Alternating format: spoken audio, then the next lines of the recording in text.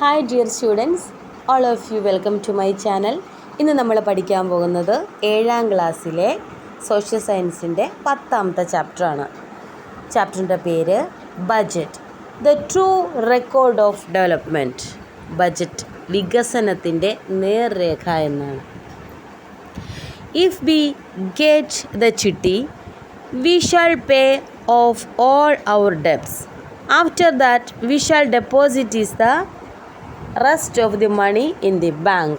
ചിട്ടി കിട്ടിയാൽ നമ്മുടെ കടങ്ങളെല്ലാം വീട്ടാം, ബാക്കി പണം നമുക്ക് ബാങ്കിൽ നിക്ഷേപിക്കാമെന്ന് അമ്മ പറയുകയാണ്. പിന്നെയോ, dear, tomorrow it's Ammu's birthday. Shouldn't we buy her a new dress? Father's medicine is run out. The electricity bill has also been issued. We need to remit the monthly payment for the chitti too. അപ്പോൾ ഒരു മകൻ പറയുകയാണ്, ചേട്ടാ, നാളെ അമ്മുവിൻ്റെ പിറന്നാളാണ്, അവൾക്ക് ഒരു ഉടുപ്പ് വാങ്ങിക്കണ്ടേ? അച്ഛൻ്റെ മരുന്നും തീർന്നു, കറണ്ട് ബില്ലും വന്നിട്ടുണ്ട്, ചിട്ടിക്ക് പണവും അടയ്ക്കാനുണ്ട്. അപ്പോൾ അവരുടെ വീട്ടിലെ സാമ്പത്തികമായിട്ട് കാര്യങ്ങൾ ഇങ്ങനെ മുന്നോട്ട് പോകുന്നത്, ഇതൊക്കെ ഈ ചർച്ചയിലൂടെ നമ്മൾ മനസ്സിലാക്കണം. I have got the salary for this month. I shall give the amount needed for buying medicine for father and for paying the electricity bill to the mom. I need to return the money that I borrowed from my friend. I shall buy a new dress for Ammu. I will pay the chitti also. അപ്പോൾ ഈ മാസത്തെ ശമ്പളം കിട്ടി, അച്ഛൻ്റെ മരുന്നിനും current ബില്ലിനുള്ള കാശ് ഞാൻ അമ്മേനെ ഏൽപ്പിക്കാം, സുഹൃത്തിൻ്റെ കയ്യിൽ നിന്ന് കടം വാങ്ങിയ പണവും തിരിച്ചു കൊടുക്കണം, അമ്മുവിന് ഉടുപ്പ് ഞാൻ വാങ്ങിക്കോളാം, ചിട്ടിയും അടയ്ക്കാമെന്ന് ഒരാൾ പറയുകയാണ്. അപ്പോൾ നോക്കൂ, son, expenses are high this month too. Will you have to borrow money again? മോനെ, ഈ മാസവും ചിലവ് കൂടുതലാണല്ലോ, ഇനിയും പണം കടം വാങ്ങേണ്ടി വരുമോ എന്ന് അച്ഛൻ ആകാംക്ഷയോടുകൂടി മകനോട് ചോദിക്കുകയാണ്. നെക്സ്റ്റ് പേജ് നമ്പർ 153 എടുക്കുക. What are the expenses mention in the conversation? ഈ കോൺവെർസേഷനിൽ എന്തൊക്കെ ചിലവുകളെക്കുറിച്ചാണ് പറയുന്നത്? ചിട്ടിക്ക് പണം കൊടുക്കേണ്ട കാര്യം പറയുന്നുണ്ട്, മെഡിസിൻ്റെ ചിലവിൻ്റെ കാര്യം പറയുന്നുണ്ട്, പിന്നെ പറയുന്നത് കറണ്ട് ബില്ലിനെ, ഇലക്ട്രിസിറ്റി ബില്ലിനെ കുറിച്ച് പറയുന്നുണ്ട്. പിന്നെ which are the needs in our daily life that we spend money on, അല്ലേ? നമ്മുടെ ജീവിതത്തിൽ നമ്മൾ ഒരു കാര്യത്തിന് പലതരത്തിലുള്ള പണം ചിലവഴിക്കുന്നുണ്ട്. അതെന്തിനൊക്കെ വേണ്ടിയാണ്? ഫുഡിന് വേണ്ടി, ഹെൽത്തിന് വേണ്ടി, പിന്നെ ഇതിനൊക്കെ വേണ്ടിയാണ് മെഡിസിന് വേണ്ടി പണം ചിലവഴിക്കുന്നുണ്ട്, പിന്നെ എഡ്യൂക്കേഷന് വേണ്ടി നമ്മൾ പണം ചിലവഴിക്കുന്നുണ്ട്, അല്ലേ? Next, family expenditure. എന്താണ് ഫാമിലി എക്സ്പെൻഡിച്ചർ? കുടുംബ ചെലവ്. The total amount spend by a family for food consumption and non food consumption for a particular period is called the family expenditure. ഒന്ന് നോക്കിക്കേ, the total amount spend by a family for food consumption. നിങ്ങൾ ആലോചിച്ച് നോക്കിയേ, ഒരു കുടുംബം ഭക്ഷ്യ ഉപഭോഗത്തിന്, എന്താ ഭക്ഷ്യ ഉപഭോഗം എന്ന് പറഞ്ഞാൽ ഭക്ഷണ സാധനങ്ങൾ വാങ്ങിക്കുന്നതിന് വേണ്ടിയും, ആൻഡ് നോൺ ഫുഡ് കൺസംഷൻ, ഭക്ഷണങ്ങളല്ലാത്ത മറ്റ് സാധനങ്ങൾക്ക് വേണ്ടിയും, a particular period is called the family expenditure. അതായത് ഒരു കുടുംബം ഭക്ഷ്യ ഉപഭോഗത്തിന് വേണ്ടിയും ഭക്ഷ്യേതര ഭക്ഷണത്തിന് വേണ്ടി അല്ലാതെ മറ്റു കാര്യങ്ങൾക്ക് നമ്മൾ പണം ചിലവഴിക്കുമല്ലോ, അപ്പോൾ അതും ഒരു നിശ്ചിത കാലയളവിൽ നമ്മൾ എന്തുമാത്രം പൈസ ചിലവഴിക്കുന്നു എന്നതിൻ്റെ ആകെത്തുകയാണ് എന്ത്? കുടുംബ ചെലവ്. അപ്പം നമ്മൾ സാധാരണ രീതിയിൽ മാസത്തിലാണ് എല്ലാ വീടുകളിലും തന്നെ കണക്ക് കൂട്ടാറ്. സാധാരണക്കാരുടെ വീടുകളിലാണെങ്കിലോ ആഴ്ചയിൽ നമ്മൾ നോക്കും, പിന്നെ ഡെയിലി നമുക്ക് എത്ര ചിലവായെന്ന് നോക്കും. ഇപ്പോൾ ഡെയിലി 1000 രൂപ ജോലി കഴിഞ്ഞ് വരുന്ന ആളാണെങ്കിൽ അന്ന് എന്തൊക്കെ ചിലപ്പോൾ ഉപ്പ് തീർന്നിട്ടുണ്ടാവാം, അന്ന് അല്ലെങ്കിൽ മുളകായിരിക്കും തീർന്നത്. അപ്പോൾ ഓരോ ദിവസം കണക്ക് കൂട്ടി വയ്ക്കും. അപ്പോൾ ആ ഒരാഴ്ച നമ്മൾ ഭാര്യയും ഭർത്താവും അല്ലെങ്കിൽ അമ്മയും അച്ഛനും കണക്ക് കൂട്ടുകയാണ്. ഈ ആഴ്ച ഇത്ര ചിലവ് വന്നു. പിന്നെ ആശുപത്രി കേസും കൂടി വന്നാലോ നമ്മുടെ ചിലവിൻ്റെ ആ ഒരു പണത്തിൻ്റെ എമൗണ്ട് കൂടുകയും ചെയ്യും. അപ്പോൾ നോക്കിക്കേ, അപ്പോൾ ഫാമിലി എക്സ്പെൻഡിച്ചർ എന്ന് പറയുന്നത് ഒരു കുടുംബത്തിൽ ഫുഡ് കൺസംഷൻ ആയിക്കോട്ടെ, നോട്ട് ഫുഡ് കൺസംഷൻ ആയിക്കോട്ടെ, ഈ ടോട്ടൽ എല്ലാത്തിനും കൂടി എത്ര പൈസ ചിലവായി എന്നതിൻ്റെ ഒരു ടോട്ടൽ എമൗണ്ടാണ് എന്ത് ഫാമിലി എക്സ്പെൻഡിച്ചർ എന്ന് പറയുന്നത്. All the expenditure of a family cannot be fixed in advance. എന്താണ്? ഒരു കുടുംബത്തിലെ എല്ലാ ചെലവുകളും നമുക്ക് മുൻകൂട്ടി നിശ്ചയിക്കാൻ കഴിയില്ല. അപ്പോൾ പെട്ടെന്ന് നമുക്കൊരു മാസത്തെ ഫുഡിൻ്റെയോ അല്ലെങ്കിൽ നോൺ ഫുഡിൻ്റെ നമുക്ക് സാധാരണ രീതിയിൽ ചിലവാകുമെന്ന് നമുക്ക് ഊഹിക്കാം. പെട്ടെന്നായിരുന്നു നമുക്ക് ഹോസ്പിറ്റൽ കേസ് വരുന്നത്, അല്ലെങ്കിൽ പെട്ടെന്നൊരു മരണം വരികയാണ്. അങ്ങനെയുള്ള ആവശ്യങ്ങളൊക്കെ വന്നു കഴിയുമ്പോഴോ നമ്മൾ മുൻകൂട്ടി നിശ്ചയിക്കാത്ത ചിലവുകളും അവിടെ വരും. So the family expenditure may be categorised as follows. അതുകൊണ്ട് തന്നെ കുടുംബ ചെലവുകളെ രണ്ടായിട്ട് തരംതിരിക്കാം. എങ്ങനെയാണ്? Family expenditure, expected expenditure. എന്താണ് എക്സ്പെക്റ്റഡ് എക്സ്പെൻഡിച്ചർ എന്ന? പ്രതീക്ഷിത ചിലവ്. അൺഎക്സ്പെക്റ്റഡ് എക്സ്പെൻഡിച്ചർ, അപ്രതീക്ഷിത ചിലവ്. അപ്പോൾ ഫാമിലി എക്സ്പെൻഡിച്ചറിനെ രണ്ടായിട്ട് തിരിക്കുന്നു, എക്സ്പെക്റ്റഡ് എക്സ്പെൻഡിച്ചറും അൺഎക്സ്പെക്റ്റഡ് എക്സ്പെൻഡിച്ചറും. എന്താണ് എക്സ്പെക്റ്റഡ് എക്സ്പെൻഡിച്ചർ നോക്കൂ. Expected expenditure is the expenditure that is expected in A family four particular period. നോക്കൂ, ഒരു നിശ്ചിത കാലയളവിനുള്ളിൽ ഒരു കുടുംബത്തിൽ ഉണ്ടാകുമെന്ന് പ്രതീക്ഷിക്കുന്ന ചെലവുകളാണ് പ്രതീക്ഷിത ചെലവ് അഥവാ എക്സ്പെക്റ്റഡ് എക്സ്പെൻഡിച്ചർ എന്ന് വെച്ചാൽ. അതായത് ഇത്ര സമയത്തിനുള്ളിൽ നമുക്ക് ഇത്ര ക്യാഷ് 3000 രൂപ കൊണ്ട് ഒരു മാസത്തെ പലചരക്ക് സാധനങ്ങൾ വാങ്ങിക്കാം. അപ്പോൾ ആ 3000 രൂപ നമ്മളത് എന്താണ് മാറ്റി വയ്ക്കുകയാണ്. അപ്പോൾ അതിനപ്പുറത്തേക്ക് അത് കടന്നു പോകില്ല എന്ന് നമ്മുടെ ഒരു ഊഹമുണ്ടല്ലോ. അതാണ് നമ്മുടെ എക്സ്പെൻഡിച്ചർ, എക്സ്പെക്റ്റഡ് എക്സ്പെൻഡിച്ചർ എന്ന് പറയുന്നത്. This can be estimated as monthly and annually. അത് ഫുഡ്, അതുപോലെ ഇലക്ട്രിസിറ്റി ബിൽസ് എക്സെട്ര അല്ലേ. ആദ്യത്തെ 1-2 മാസത്തെ ബില്ല് വന്നു കഴിയുമ്പോൾ തന്നെ നമുക്ക് ഊഹിക്കാം ഏകദേശം എത്ര പ്രതീക്ഷിത ബില്ല്, ഇനി ഈ കറണ്ട് ബില്ല് എത്രയൊക്കെ വരാം എന്ന് ഊഹിക്കാം നമുക്ക്. അപ്പോൾ ആഹാരത്തിനുള്ളത്, വൈദ്യുതി ബില്ല് തുടങ്ങിയവയൊക്കെയാണ് എക്സ്പെക്റ്റഡ് എക്സ്പെൻഡിച്ചർ ബിൽസിൽ വരുന്നത്. അടുത്തതോ അൺഎക്സ്പെക്റ്റഡ് എക്സ്പെൻഡിച്ചർ. അതെന്താണ്? അപ്രതീക്ഷിതമായി കടന്നു വരുന്ന ചിലവാണ്. The expenditure that A family cannot fix in advance four a particular period and which occurs accidentally is termed unexpected expenditure. അതെന്താണത്? നിശ്ചിത കാലയളവിനുള്ളിൽ ഒരു കുടുംബത്തിന് മുൻകൂട്ടി നിശ്ചയിക്കാൻ കഴിയാത്തതും ആകസ്മികമായത് പെട്ടെന്നുണ്ടാകുന്നതുമായ ചിലവുകളെയാണ് നമ്മൾ എന്ത് വിളിക്കുന്നത്? അപ്രതീക്ഷിത ചിലവെന്ന് പറയുന്നത്. അപ്പോൾ നമ്മൾ പ്രധാനമായിട്ടും ഇന്ന് 3 കാര്യങ്ങളെ പഠിച്ചുള്ളൂ. ഒന്നാമത്തത് ഫാമിലി എക്സ്പെൻഡിച്ചർ. അതെന്താണ്? ഫുഡ് കൺസംഷനും നോട്ട് ഫുഡ് കൺസംഷനും വേണ്ടി ഒരു ഫാമിലിയിൽ ഉണ്ടാകുന്ന ടോട്ടൽ എമൗണ്ട് എത്രമാത്രം സ്പെൻഡായി എന്നതിനെയാണ് നമ്മളെന്ത് പറയുന്നത്? ഫാമിലി എക്സ്പെൻഡിച്ചർ എന്ന് പറയുന്നത്. അത് 2 തരത്തിലാണുള്ളത്. ഏതൊക്കെയാണ്? എക്സ്പെക്റ്റഡ് എക്സ്പെൻഡിച്ചറും ഉണ്ട്, അൺഎക്സ്പെക്റ്റഡ് എക്സ്പെൻഡിച്ചറും ഉണ്ട്. എക്സ്പെക്റ്റഡ് എക്സ്പെൻഡിച്ചർ എന്ന് പറയുന്നത് ഒരു ഫാമിലിയിൽ ഒരു പർട്ടിക്കുലർ പീരീഡിൽ എക്സ്പെക്റ്റ് ചെയ്യുന്ന നമ്മുടെ ചിലവുകളാണ്. Food, electricity bills etcetera. രണ്ടാമത്തതോ അൺഎക്സ്പെക്റ്റഡ് എക്സ്പെൻഡിച്ചറാണ്. അതായത് ഒരു ഫാമിലിയിൽ ആക്സിഡൻ്റലി വന്ന് ചേരുന്ന ചിലവുകളെയാണ് നമ്മൾ എന്ത് വിളിക്കുന്നത്? അൺഎക്സ്പെക്റ്റഡ് എക്സ്പെൻഡിച്ചർ എന്ന് വിളിക്കുന്നത്. എക്സാമ്പിൾ എന്താണ്? Natural disasters and diseases. നമ്മുടെ പ്രകൃതിക്ഷോഭങ്ങൾ ഉണ്ടാവുകയാണ്, പെട്ടെന്ന് രോഗങ്ങൾ വന്നു വിടുകയാണ്. ഇങ്ങനെയുള്ള ടൈമിലൊക്കെയാണ് പെട്ടെന്ന് നമുക്ക് എമർജൻസി ആയിട്ട് നമ്മൾ എന്തെങ്കിലും കാര്യത്തിന് മാറ്റി വെച്ചിരിക്കുന്ന ക്യാഷ് ഈ ഭാഗത്തേക്ക് എടുത്ത് മറിക്കേണ്ടതായിട്ട് വരും. ഇനി പണമില്ലെങ്കിലോ നമ്മൾ മറ്റൊരിടത്തുനിന്ന് കടം വാങ്ങേണ്ടതായിട്ട് വരും. അത് പിന്നത്തെ മാസം ആ കടം തിരിച്ചു കൊടുക്കേണ്ടി വരുമ്പോൾ നമ്മുടെ ആ ടൈമിലുള്ള ടോട്ടൽ എമൗണ്ടിലും മാറ്റം വരും.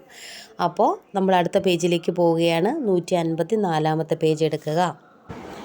Complete the list by giving more examples for expected and unexpected expenditure. അതായത് എക്സ്പെക്റ്റഡ് എക്സ്പെൻഡിച്ചറിന് നമ്മൾ എന്തൊക്കെ എക്സാമ്പിൾ പറയാം? എഡ്യൂക്കേഷൻ പറഞ്ഞു, അതുപോലെ തന്നെ കറണ്ട് ബിൽസ് പറഞ്ഞു, പിന്നെ ചിട്ടി ഫണ്ട്, അതൊക്കെ ഇതിനകത്ത് വരുന്ന വാട്ടർ ബിൽസ്, അതൊക്കെ എക്സ്പെക്റ്റഡ് എക്സ്പെൻഡിച്ചറിൽ വരും.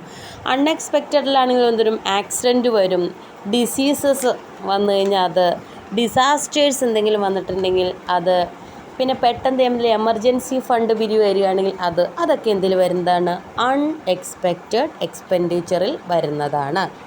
Next family income. എന്താണ് ഫാമിലി ഇൻകം? കുടുംബത്തിൻ്റെ വരുമാനം അല്ലേ? ഏതൊക്കെ തരത്തിലാണ് കുടുംബത്തിൻ്റെ വരുമാനം ലഭിക്കുന്നത്? ഫോട്ടോസ് അവിടെ കൊടുത്തിട്ടുണ്ട്. ഓരോരുത്തരുടെ ജോലിയിൽ നിന്നാണ് നമുക്ക് വരുമാനം ലഭിക്കുന്നത് അല്ലേ? ചിലപ്പോൾ കൃഷിക്കാരനാകാം, അല്ലെങ്കിൽ ഒരു ടൈലറാകാം, ജോലി എന്തുമാകട്ടെ, പക്ഷേ ആ ജോലിയിൽ നിന്ന് കുടുംബത്തിന് വരുമാനമുണ്ടോ? നമുക്കൊന്ന് നോക്കാം. കുടുംബ വരുമാനം എന്തെന്ന് പേജ് നമ്പർ 155 എടുക്കുക. The picture shows the different fields in which the members Nikhil's family are engaged. അതായത് നിഖിലിൻ്റെ കുടുംബാംഗങ്ങൾ ഏർപ്പെടുന്ന വിവിധ തരത്തിലുള്ള പ്രവർത്തന മേഖലകളാണ് ചിത്രത്തിൽ കാണിച്ചിരിക്കുന്നത്. Among them there are people who engage in occupation and those who do not.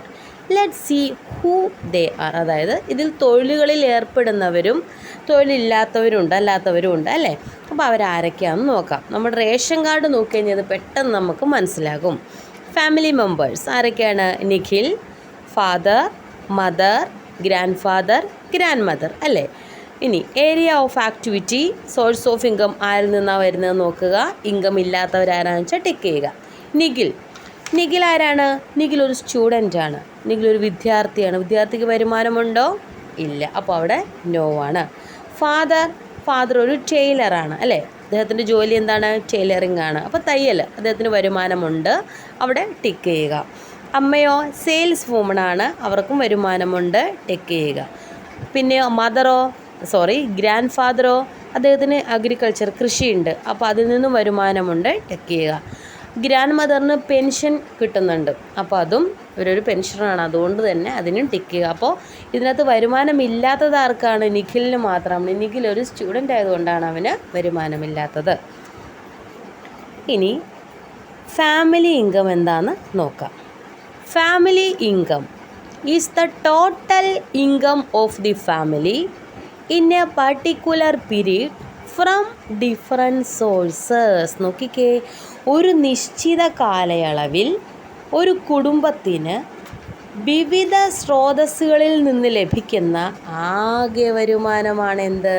കുടുംബ വരുമാനം. എന്താണ്? ഒരു നിശ്ചിത കാലയളവിൽ, ഇപ്പോൾ എക്സാമ്പിൾ പറയുകയാണെങ്കിൽ ഒരു മാസം നമുക്ക് എടുക്കാം. അപ്പോൾ ഒരു മാസത്തെ എടുക്കുകയാണെങ്കിൽ, ഈ നിഖിലിൻ്റെ ഫാമിലി തന്നെ എടുത്തേ, നിഖിലിൻ്റെ ഫാമിലിയിലേക്ക് നോക്കുകയാണെങ്കിൽ ഒരു മാസം അവർക്ക് എവിടെ നിന്നൊക്കെ പണം കിട്ടുന്നുണ്ട്? ഫാദറിൻ്റെ ടൈലറിങ് കടയിൽ നിന്ന്, ടൈലറിങ് ഷോപ്പിൽ നിന്ന് അവന് വരുമാനം കിട്ടുന്നുണ്ട്. മദർ സെയിൽസ് വുമണാണ്, അവരിൽ നിന്നൊരു വരുമാനം കിട്ടുന്നുണ്ട്. ഗ്രാൻഡ് ഫാദറിൻ്റെ കൃഷിയിൽ നിന്ന് വരുമാനം കിട്ടുന്നുണ്ട്. പിന്നെ ഗ്രാൻഡ് മദറിൻ്റെ പെൻഷനിൽ നിന്ന് വരുമാനം കിട്ടുന്നുണ്ട്. ഈ 4 വരുമാനം കൂടി പ്ലസ് ചെയ്യുമ്പോൾ അവൻ്റെ ഫാമിലിക്ക് എത്ര കിട്ടുന്നു? അതാണ് ആ വീട്ടിലെ ആ മാസത്തെ ഫാമിലി ഇൻകം. മനസ്സിലായോ? അവരുടെ വീട്ടിൽ ആ മാസം 30 ദിവസം ആ വീട്ടിലേക്ക് എന്തൊക്കെ രീതിയിൽ പണം കിട്ടുന്നുണ്ടോ അതെല്ലാം എന്താണ്? അവരുടെ വീട്ടിലെ മൊത്തം ഫാമിലി ഇൻകമാണ്. അപ്പോൾ family income is the total income of the family. ഇനി ഇത് തന്നെ നോക്കണ്ട, അച്ഛൻ ഇപ്പോൾ എൻജിനീയർ ആയിക്കോട്ടെ, അമ്മ ഒരു ടീച്ചർ ആയിക്കോട്ടെ, മക്കളിൽ ഒരാൾ ഡോക്ടർ ആയിക്കോട്ടെ, മറ്റൊരാൾ നേഴ്സ് ആയിക്കോട്ടെ, അതുപോലെ തന്നെ ഗ്രാൻഡ് ഫാദറിന് പെൻഷൻ കിട്ടുന്നുണ്ടായിക്കോട്ടെ, ഇതെല്ലാം നോക്കുമ്പോൾ അവരുടെ ടോട്ടൽ ഇൻകം എന്ന് പറയുന്നത് ഒരു 1 lakh എക്സാമ്പിളാണ് കേട്ടോ പറയുന്നത്. 1 lakh ആണെങ്കിൽ അവരുടെ മന്ത്ലി ഇൻകം ആ ഫാമിലിയിലെ 1 lakh ആ മാസം. പിന്നെ ആ 1 lakh നിന്നാണ് അവർക്ക് എന്ത് ലഭിക്കുന്നത്? അവരെല്ലാ സാധനങ്ങളും വാങ്ങിക്കുന്നതും അതുപോലെ തന്നെ പണം ഓരോ കാര്യത്തിന് വേണ്ടി ചിലവാക്കുന്നതും എല്ലാം ആ 1 lakh നിന്നാണ്. മനസ്സിലായോ? അപ്പോൾ ആ 1 lakh എന്ന് പറയുന്നതാണ് നമ്മുടെ total family income. Family income എന്ന് പറയുന്നത് total income for the family in a particular period. അതിലിപ്പോൾ 1 week ആവാം, 1 day ആവാം, 1 month ആവാം. അത് നമ്മുടെ ജോലിയുടെ സ്വഭാവം അനുസരിച്ചിരിക്കും. ഫ്രം ഡിഫറെൻറ്റ് സോഴ്സിൽ നിന്ന് വരുന്നത്.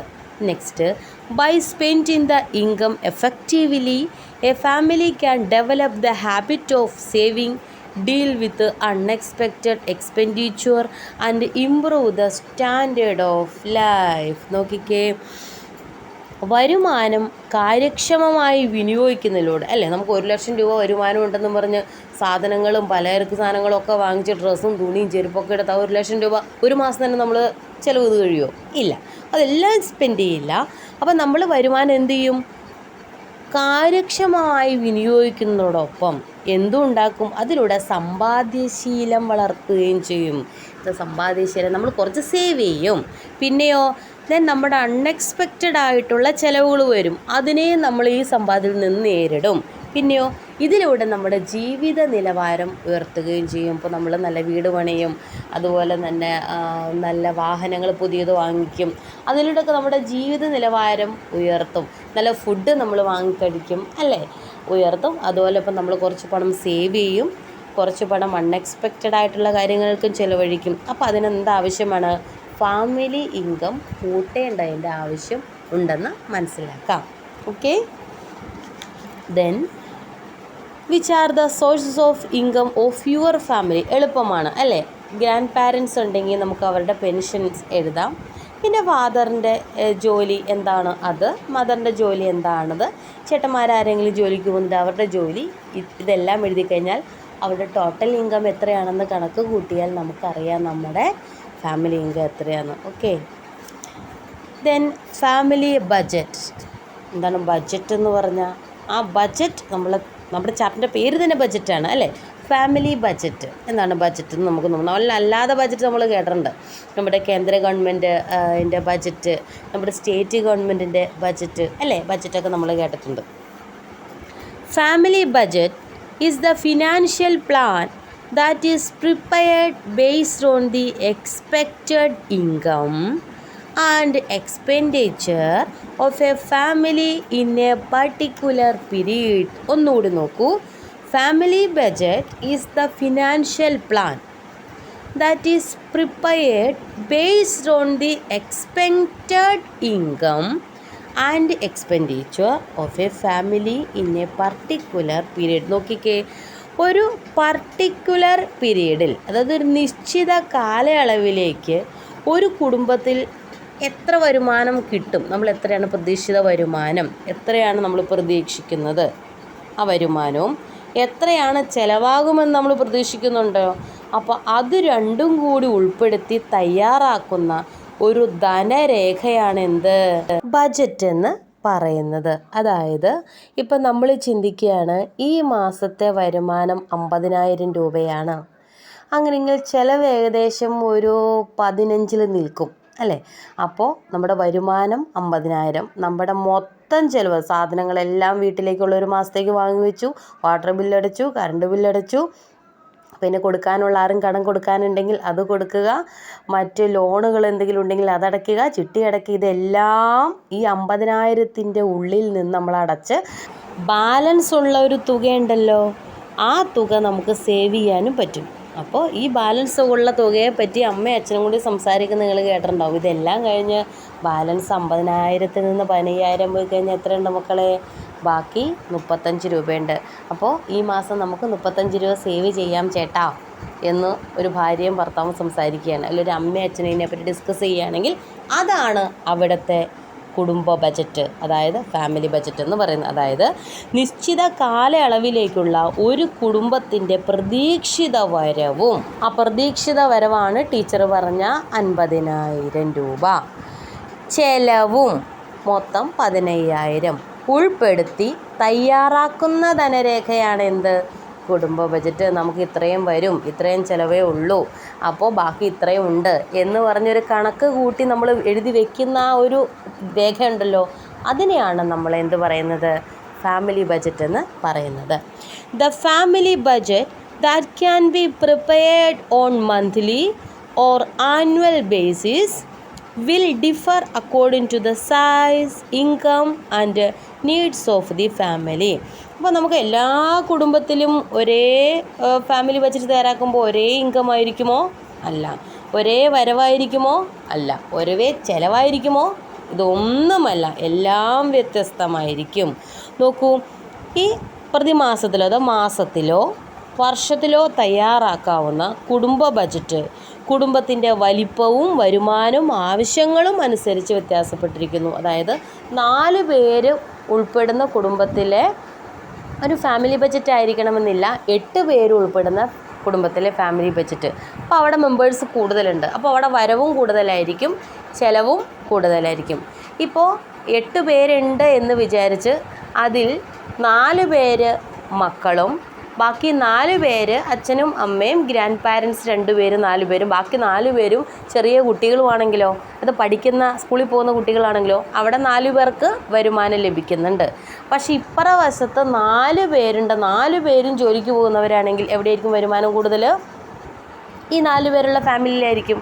അതുകൊണ്ട് മെമ്പേഴ്സ് കൂടുതലുണ്ട് എന്ന് വിചാരിച്ച് നമുക്ക് അവിടെ ഇൻകം കൂടുതലുണ്ട് എന്ന് വിചാരിക്കാൻ പറ്റില്ല.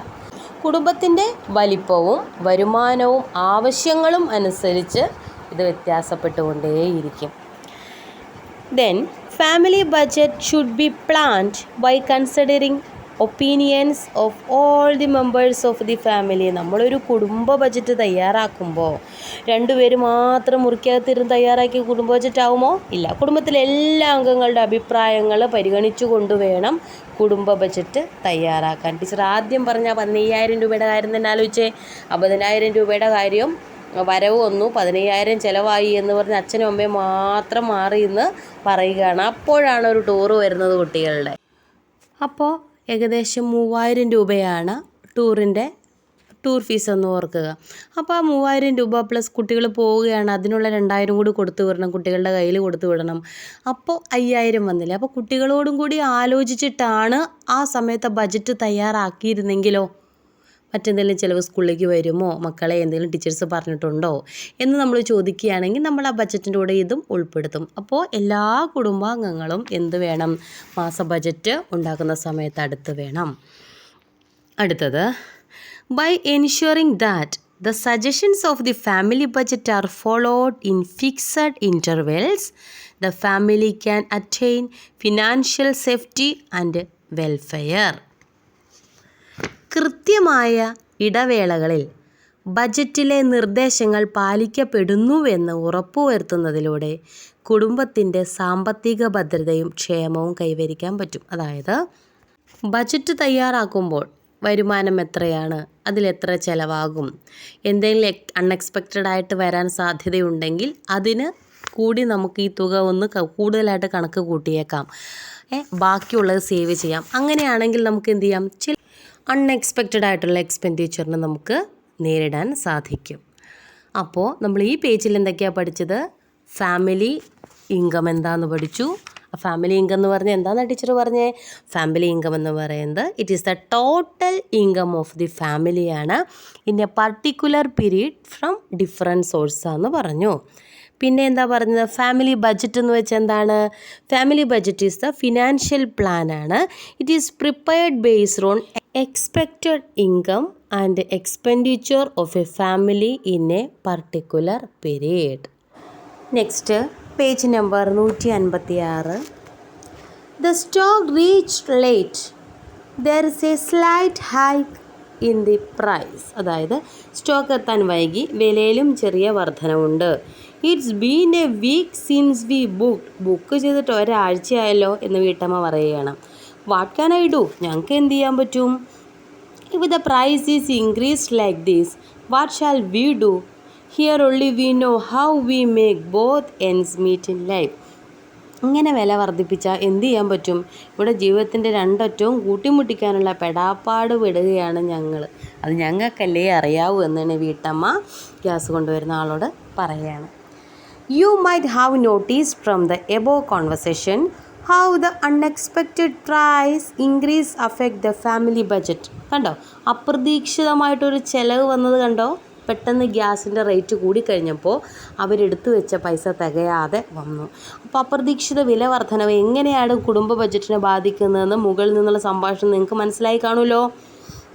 Accordingly find out the other factors that affected your family budget. അതുപോലെ നമ്മുടെ വീട്ടിൽ ഇതുപോലെ കുടുംബ ബഡ്ജറ്റിനെ സ്വാധീനിക്കുന്ന മറ്റെന്തെല്ലാം ഘടകങ്ങളുണ്ടെന്ന് കണ്ടെത്താനാണ് പറയുന്നത്. വൈദ്യുതി നിരക്ക് വർദ്ധിക്കാം, അതുപോലെ തന്നെ വാട്ടർ ബില്ല് വർദ്ധിക്കാം, അതുപോലെ തന്നെ ഹോസ്പിറ്റൽ ചിലവ് എന്തെങ്കിലും പെട്ടെന്ന് വന്നു കഴിഞ്ഞാൽ അത് വർദ്ധിക്കാം, സാധനങ്ങളുടെ വിലകൾ കൂടിക്കഴിഞ്ഞാൽ അതും നമ്മളെ ദോഷമായിട്ട് ബാധിക്കും. The family income becomes stable when the income is more than the expenditure or when the income and the expenditure are equal. അതായത് വരവ് ചെലവിനേക്കാൾ കൂടുതലാകുകയോ വരവും ചെലവും തുല്യമാവുകയോ ചെയ്യുമ്പോഴാണ് കുടുംബ ബജറ്റ് സുസ്ഥിരമാകുന്നത്. അല്ലത് മനസ്സിലായോ? എന്നാൽ നോക്കി, the family income become stable. അതായത് ഫാമിലി ഇൻകം ശരിക്കും സുസ്ഥിരമാകുന്നത്, അത് സ്റ്റേബിൾ ആവുന്നത് എപ്പോഴാണ്? When the income is more than expenditure. അതായത് നമുക്ക് ഇൻകം കൂടി, വരുമാനം കൂടുതലുണ്ട്, എന്നാൽ ഈ മാസം ചിലവ് കുറവേ ഉള്ളൂ എങ്കിൽ എന്താണ്? അത് നമ്മുടെ കുടുംബം സ്റ്റേബിൾ ആവാൻ ഹെൽപ്പ് ചെയ്തു. അല്ലെങ്കിലോ when the income and the expenditure equal. അതായത് വരവും ചെലവും തുല്യമാവുകയോ ചെയ്യുമ്പോഴാണ് നമുക്ക് എന്താവുന്നത്? സ്റ്റേബിൾ ആകുന്നത്. അപ്പോൾ എക്സാമിന് ചോദിക്കാം, എപ്പോഴാണ് നമ്മുടെ ഫാമിലി ഇൻകം സ്റ്റേബിൾ ആവുന്നത്? ഒന്നുകിൽ income is more than the expenditure. വരവ് എത്ര ഒരു 50,000 രൂപ വന്നു, 15,000 രൂപ ചിലവായുള്ളെങ്കിൽ നമുക്ക് ശരിക്കും നമ്മുടെ കുടുംബം സ്റ്റേബിളാണ്. അതുപോലെ തന്നെ എക്സ്പെൻഡിച്ചറും ഇൻകവും ഈക്വൽ ആവുമ്പോഴും എന്താണ്? കുടുംബ ബജറ്റ് സ്റ്റേബിൾ ആവുന്നുണ്ട്. പക്ഷേ 50,000 രൂപ വരുമാനം വന്ന് 50,000 രൂപ ചിലവാകും കൂടി വന്നു കഴിഞ്ഞാൽ പക്ഷെ നമുക്കിപ്പോൾ സേവ് ചെയ്യാനൊന്നും ഉണ്ടാവില്ല കേട്ടോ. അപ്പോൾ നമ്മൾ ബജറ്റ് തയ്യാറാക്കുമ്പോൾ അതുകൂടി ശ്രദ്ധിക്കുക. Then how can we reduce the expenditure of the family? അയ്യോ, നമ്മുടെ വീട്ടിലെ വരുമാനം കൂടുന്നുണ്ട്, അതനുസരിച്ച് ചിലവും കൂടുന്നുണ്ട്, വരുമാനം കുറവാണ്, ചിലവും കൂടുതലാണ്. അങ്ങനെയൊക്കെ വന്നാൽ നമുക്ക് എങ്ങനെ കുറയ്ക്കാൻ സാധിക്കും? ഈ പാഠം കഴിയുമ്പോഴേക്കും നമുക്ക് അച്ഛനോടും അമ്മോടും പറയണം, അച്ഛാ നമ്മുടെ വരുമാനം കൂടുതലാണോ കുറവാണോ, അച്ഛാ അതിനനുസരിച്ചുള്ള ചിലവാണോ ഞങ്ങൾ വീട്ടിൽ വരുത്തി വയ്ക്കുന്നത് എന്നൊക്കെ നമുക്കറിയണ്ടേ. Okay. Use locally available resources for food. അതായത് പ്രാദേശികമായി ലഭിക്കുന്ന വിഭവങ്ങൾ ഭക്ഷണത്തിനായി ഉപയോഗിക്കുക. എക്സാമ്പിൾ പറയുകയാണ്, നമ്മൾക്ക് നമ്മുടെ വീട്ടിൽ തന്നെ പച്ചക്കറി തോട്ടമൊക്കെ ഉണ്ടാവുമല്ലോ, എന്തെങ്കിലും വഴുതനങ്ങയോ അതിൽ കുമ്പളങ്ങ, മത്തങ്ങ, അതുപോലെ തന്നെ മുരിങ്ങയൊക്കെ ഉണ്ടാവുമല്ലോ, തക്കാളി, അങ്ങനെ നമ്മുടെ വീട്ടിൽ കിട്ടുന്ന വാഴയ്ക്ക, വാഴപ്പിണ്ടി അതൊക്കെ നമുക്ക് ഉപയോഗിക്കുകയാണെങ്കിൽ ഒരു ദിവസത്തെ അതുപോലെ ഫുഡിൻ്റെ കറിയുടെ ചിലവ് നമുക്ക് കുറയുമല്ലോ. ഇതൊന്നും വേണ്ട, നിങ്ങൾ ഈ മാവും പ്ലാവും ഒക്കെ പൂക്കുന്നൊരു സമയം, നിറച്ച് ചക്കയുണ്ടായി, നിറച്ച് മാങ്ങയും അതുപോലെ മുരിങ്ങക്കായൊക്കെ ഉണ്ടാവണ വീടാന്നിരിക്കട്ടെ, ആ ഒരാഴ്ചത്തേക്ക് ചക്കക്കറി, ചക്കക്കുരു തോരൻ, ചക്കക്കുരു മാങ്ങയും, ചക്കക്കുരും കൊച്ചമീനും, ചക്കക്കുരുവും മുരിങ്ങയിലയും, ചക്കക്കുരുവും മുരിങ്ങക്കായും, ഇത് തന്നെയായിരിക്കും ചില വീടുകളിൽ. അപ്പോൾ ആ ഒരു സമയത്ത് നമുക്ക് കറിക്ക് വേണ്ടിയൊന്നും നമുക്ക് അധികം പുറത്തുനിന്ന് ചിലവാകുന്നില്ല. ശ്രദ്ധിച്ചാലറിയാം നമ്മുടെ വീടുകളിൽ. Then cultivate your own food resources. ഭക്ഷ്യവസ്തുക്കൾ സ്വന്തമായി കൃഷി ചെയ്യുക. ഇപ്പോൾ പാവൽ, അച്ചിങ്ങയൊക്കെ നട്ടാൽ ഒത്തിരി ഉണ്ടാവും, നമുക്ക് ഒത്തിരി നാളത്തേക്ക് ഉപയോഗിക്കാം. കോവയ്ക്ക അതൊക്കെ. Use public distribution system and fair price sales counters to the maximum extent possible. എന്താണ് പബ്ലിക് ഡിസ്ട്രിബ്യൂഷൻ സിസ്റ്റം? നമ്മുടെ റേഷൻ കട അല്ലേ, പൊതുവിതരണ സംവിധാനവും അതുപോലെ ന്യായ വില വിൽപ്പന കേന്ദ്രങ്ങളും പരമാവധി പ്രയോജനപ്പെടുത്തുക. നമ്മൾ ചില സൂപ്പർ മാർക്കറ്റുകളിലൊക്കെ ചെന്ന് കഴിഞ്ഞാൽ നമുക്ക് ഓൾറെഡി അവിടുത്തെ ഒരു കാർഡ് തരും. അപ്പോൾ ആ കാർഡ് ഉണ്ടെങ്കിൽ ചില സമയത്ത് അവിടെ വില കുറയുന്ന ചില വസ്തുക്കളുണ്ട്. ഇപ്പോൾ പഞ്ചസാരയൊക്കെ ആണെങ്കിൽ 2 കിലോ 50 രൂപയ്ക്കൊക്കെ കിട്ടും ചില ടൈമുകൾ. അപ്പോൾ ആ സമയത്ത് നമുക്ക് മൊബൈലിലേക്ക് മെസ്സേജ് വരും, നമുക്ക് ഓടിപ്പോൾ വാങ്ങിക്കാം. അപ്പോൾ ആ ടൈമിൽ എന്ത് ചെയ്യില്ല, നമ്മുടെ ആ ഒരു മാസത്തെ പെട്ടെന്ന് വലിയ വിലയൊന്നും വരില്ല. അപ്പോൾ ഏതെങ്കിലും ഒരു സൂപ്പർ മാർക്കറ്റുമായിട്ട്, കുറച്ച് നല്ല സൂപ്പർ മാർക്കറ്റാണെങ്കിലാണ് കേട്ടോ നമുക്ക് അങ്ങനെ വില കുറവ് തരുള്ളൂ. സാധാ സൂപ്പർ മാർക്കറ്റിലാണെങ്കിൽ നമ്മൾ എടുക്കുമ്പോൾ വില കുറയും. അതുപോലെ ഇതുപോലെ സാധനങ്ങൾക്ക് വില കുറയുന്നതിനനുസരിച്ച് മെസ്സേജൊന്നും വരില്ല. നിങ്ങൾ നോക്കൂ. അപ്പോൾ നമ്മൾ ഈ ചാപ്റ്ററിൽ 156-ാമത്തെ പേജാണ് ഇപ്പോൾ ചർച്ച ചെയ്യുന്നത്. അതിൽ നമ്മൾ എന്താ പഠിച്ചത്? നമ്മൾ എങ്ങനെയാണ് ഫാമിലിയുടെ ചിലവ് കുറയ്ക്കുന്നത്? എന്താ പഠിച്ചത്? ലോക്കലി അവൈലബിൾ ആയിട്ടുള്ള റിസോഴ്സസ് ഫുഡിന് ഉപയോഗിക്കാമെന്ന് പറഞ്ഞു. രണ്ടാമത് എന്താ പറഞ്ഞത്? നമ്മുടെ വീട്ടിൽ തന്നെ നമ്മൾ ഫുഡ് റിസോഴ്സ് കണ്ടെത്താൻ പറഞ്ഞു. മൂന്നാമത്തത് പബ്ലിക് ഡിസ്ട്രിബ്യൂഷൻ സിസ്റ്റം ഉപയോഗിക്കാം. അതുമാത്രമല്ല ഈ ഫെയർ പ്രൈസ് സെയിൽ കൗണ്ടേഴ്സ് അല്ലേ, അതായത് നമുക്ക് ന്യായവിലയ്ക്ക് സാധനങ്ങൾ നൽകുന്ന വിൽപ്പന കേന്ദ്രങ്ങളുണ്ട്, അവിടെ നിന്ന് സാധനങ്ങൾ എടുത്താലും നമുക്ക് ലാഭമായിരിക്കും. ഇപ്പോൾ നമ്മൾ ഒരു സൂപ്പർ മാർക്കറ്റിൽ ചെല്ലുകയാണെങ്കിൽ ഉണ്ടല്ലോ, നമ്മൾ സാധനങ്ങളുടെ യഥാർത്ഥ വിലയും അതിൽ എന്താണ് അവർ കുറവ് ചെയ്ത് തന്നതെന്നും ടോട്ടലിൽ നമുക്ക് എത്ര രൂപ ലാഭമുണ്ട് എന്നും അവർ ടോട്ടൽ ബില്ലടിക്കുമ്പോൾ നമുക്ക് ടൈപ്പ് ചെയ്ത് തരും. അപ്പോൾ അതൊന്നും നമ്മൾ ശ്രദ്ധിക്കുക. Okay, thank you. ഇന്ന് ഇത്രയും പഠിച്ചാൽ മതി. 7ാം ക്ലാസ്സുകാർക്ക് ഇത് ആദ്യത്തെ ക്ലാസ്സാണ്. അപ്പോൾ എല്ലാവരും കാണുക. ഇഷ്ടപ്പെട്ട് കഴിഞ്ഞാൽ സബ്സ്ക്രൈബ് ചെയ്യുക, ലൈക്ക് ചെയ്യുക. Thank you very much.